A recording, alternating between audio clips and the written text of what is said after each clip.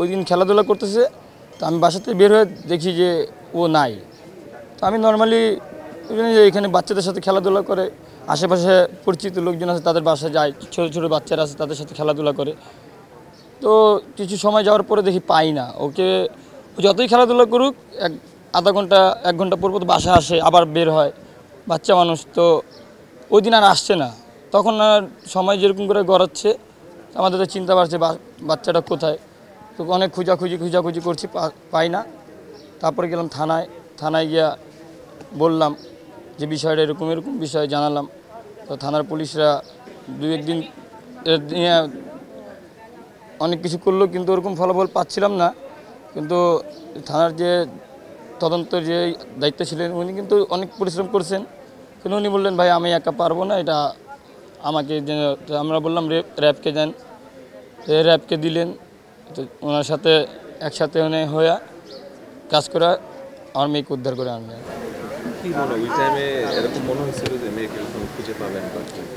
না, এরকম তো খুব কমই আশা ছিল। তারপরে তো আমাদের বাচ্চা, আমরা তো এক রকমের আমাদের আমাদের ফ্যামিলির সবাই জীবিত থেকে মৃত হয়ে গেছিল। যার বাচ্চা সন্তান হারায় সে বুঝে এর ব্যথা যন্ত্রণা। নাম কি ওর? ওর নাম তানহা। বয়স কত? 4 বছর। আপনাদের কাছে কোনো অর্থ চেয়েছিল?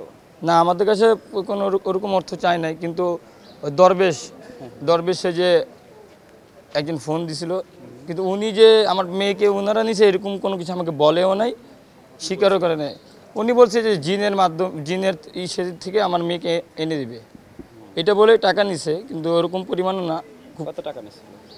একবার নিছে, প্রথমত নিছে 510 টাকা। বলছে যে আমি তোমার মেয়ে কোথায় বা কী অবস্থা আমি দেখবো, দিলাম। তারপরে আবার নিল 2040 টাকা, তারপরে নিল আবার 510 টাকা। তারপরে তো টাকা দেওয়ার কথা ছিল, দেই। ওই সময় তো আমার মেয়েকে র্যাব 4রা উদ্ধার করলো। ওই টাইমের সিচুয়েশনটা একটু বলেন, আপনার বাচ্চা সম্পর্কে একটু বলেন। ওর মা আছে? তার মা মারা গেছে, তার 11 মাস থাকতে তার মা মারা গেছে। আমি আর বিয়েও করিনি আমার মেয়ের জন্য। এখন আর কি বলবো আমার মেয়ের কথা। আমি সব কিছু, তার দাদা দাদি আছে, তার দাদা দাদি সম্ভবত আমার মেয়ে আমার চেয়ে বেশি দাদা দাদির কাছে থাকে। আর আমার বাবা ওই সময় ছিল না আমার মেয়ে যখন হারানো গেছে। তা হারা গেলে পাওয়া যায়, মাইকিং করে, এটা করে। কিন্তু মেয়েটা যখন কেউ নিয়ে যায় তখন আমরা তো বুঝতে পারতেছিলাম না যে আমার মেয়ে কেউ নিয়ে গেছে। জি, এটা পাওয়া গেছে আমিনবাজার ওই কেরানীগঞ্জের পাশে। আদরে নাতি হারাবার পর থেকে আমাদের অবস্থা ভালো ছিল না। আমরা মনে করছি আমার নাতি আর পাবো না, কিন্তু ভাইদের জন্য আমরা সহযোগিতা পেয়েছি। আল্লাহ ওনাদেরকে ভালো রাখুক। আমার নাতিকে খুঁজে পেয়েছি, আপনাদের জীবন পেয়েছি। কারণ ওর মা নেই, বুঝছেন, মা নেই। আমরা অনেক কষ্ট পাইছি। এই যে কামযোগ করলো, কেন করলো, আমাদের বুক খালি করে দিয়েছিল জানেন। ওনাদেরকে আমি ধন্যবাদ দিই।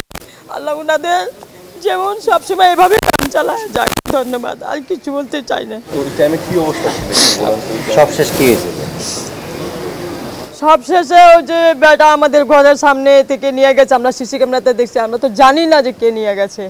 পোস্টার ছাপাইছি, নিউজ ক্যামেরাতে দিছি, তারপরে বাচ্চার ছবি জায়গা দিছি। তারপরে শেষে থানায় গেলাম। তো ওনাদের সবাই মিলেই করছে, উনি অনেক চেষ্টা করছে, বেচারা ওই পুলিশরা অনেক চেষ্টা করছে। তারপরে ওনাদেরকে সাথ নিয়ে ওনারা কাম করছে, আমরা সফল হয়েছি। জি, 6 দিন পরে, কালকে 7 দিন। 7 দিনের মধ্যে বাচ্চা পেয়েছি। এর মধ্যে আপনাদের কাছে কিছু চাইছে বা কি করছে?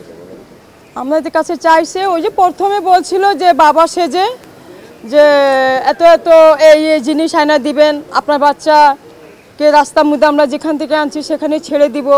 তো আমার ছেলে বলছে বাবা আমি তো পারবো না, আপনি যা করার আছে আপনি করবেন। বলছে ঠিক আছে, টাকা লাগবে, কয় টাকা লাগবে? 500 টাকা লাগবে। আমার ছেলে সাথে সাথে বিকাশে টাকা পাঠাই দিছে। তারপরে আবার 5000 না কয় হাজার নিল সেটা আমি জানি না, সেটা আমার ছেলে জানে।